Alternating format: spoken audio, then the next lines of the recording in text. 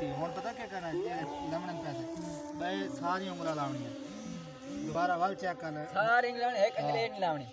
कोई ना मैं लग मैंने ये अंगल लाग गई तेरी पैसे रोका सुन थाई मेरा नहीं एक कोई ना फिंगर लगाओ दोबारा निकाल त्रोट वैसी चीज एंगल ने लाम कोड वर्क पैसे तेरे कितना है यार 88 88 यार 88 768 हां 788 हां भाई रोटी खा बस खाओ कौन खा दिया वीर असां जय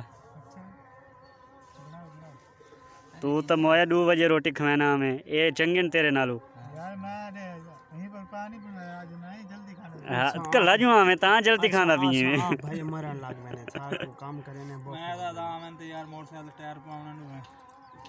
चलो बहाने ना कैसे यार टायर पवा लो कितने पाऊंगा जी जी